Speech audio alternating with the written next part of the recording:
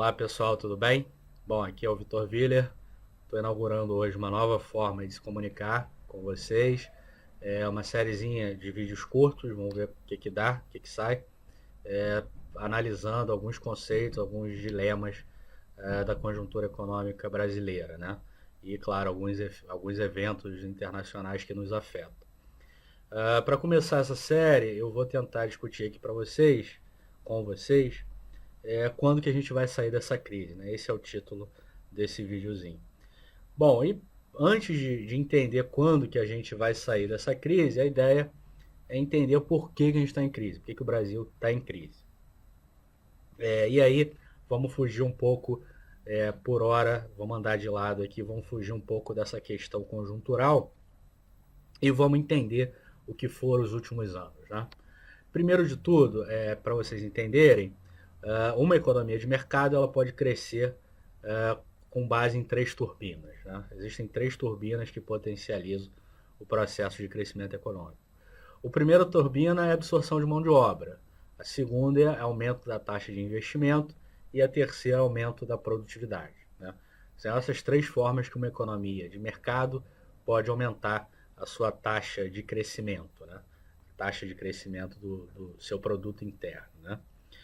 Bom, até de 2008 para cá, o que a gente viu foi uma reação de uma série de países, não só do Brasil, mas uma série de países reagindo a tal crise internacional, a quebra lá do Lehman em 15 de setembro de 2008, que ali foi o estopim, a gente considera que é o início dos efeitos da crise, é claro que a crise é anterior, com um problema lá no subprime nos Estados Unidos e depois vai para a Europa, enfim, isso aí não é a ideia do vídeo de hoje, mas uma série de países reage a esses eventos extraordinários que acontecem na economia mundial. O Brasil não é o único que reage. O Brasil faz a tal política econômica anticíclica, usa a política fiscal, usa a política monetária e uma particularidade do nosso país, a gente tinha bancos públicos, né, principalmente o BNDES, e a gente fez uso intensivo do BNDES numa política que foi considerada parafiscal.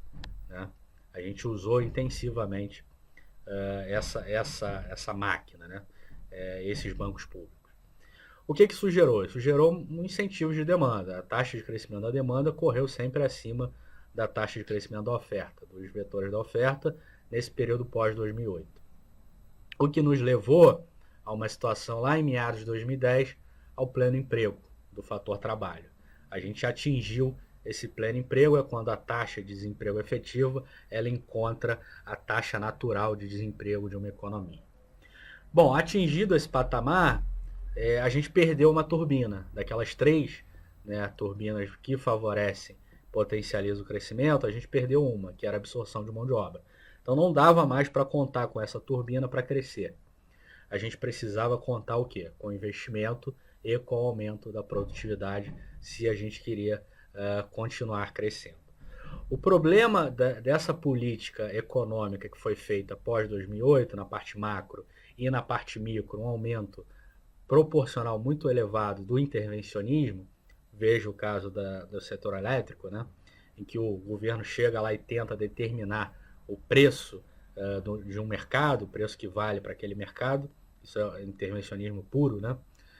Intervenção na parte micro e uma política macroeconômica completamente discricionária, sem nenhuma âncora de regras, né? nenhuma regra por trás da política fiscal e da política monetária, e ainda contando com essa política fiscal, a gente deteriorou o cenário econômico.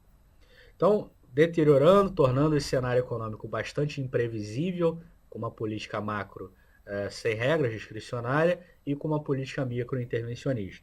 Isso, claro, prejudica enormemente tanto o investimento quanto o aumento da produtividade. Então, de 2010 para cá, o que a gente tem assistido é uma queda monotônica, quase monotônica do crescimento. Se a gente pega lá a métrica acumulada em 4 trimestres. Isso é resultado que a gente não tem as três turbinas para gerar crescimento. A gente não pode contar com a absorção de mão de obra, que a gente já tinha atingido no pleno emprego, por questões também estruturais ligadas ao mercado de trabalho, e a gente não podia contar nem com investimento e nem com a produtividade. Por quê?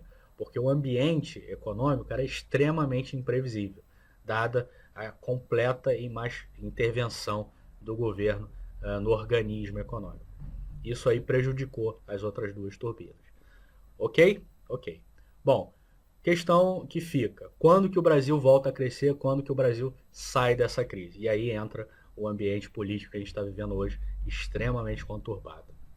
Para voltar a crescer, o Brasil precisa ou acionar aquelas duas turbinas, investimento e produtividade, ou chegar num patamar tal de desemprego de 12%, 13%, e aí sim a gente pode voltar a absorver a mão de obra, pode voltar a contar com essa turbina do fator trabalho. Ou seja, a gente precisa piorar muito para poder voltar a contar com essa turbina da absorção de mão de obra, né?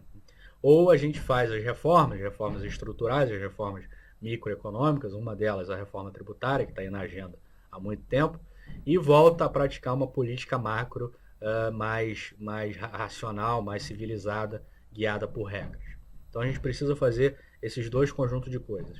Aprovar reformas microeconômicas e voltar a conduzir a política macro de forma guiada por regras. Só assim a gente vai voltar a crescer. Quando que a gente vai conseguir fazer isso? Nesse governo eu não acredito. Infelizmente, não vejo um ambiente político dentro desse governo para ele sequer liderar qualquer tipo de reforma nesse sentido.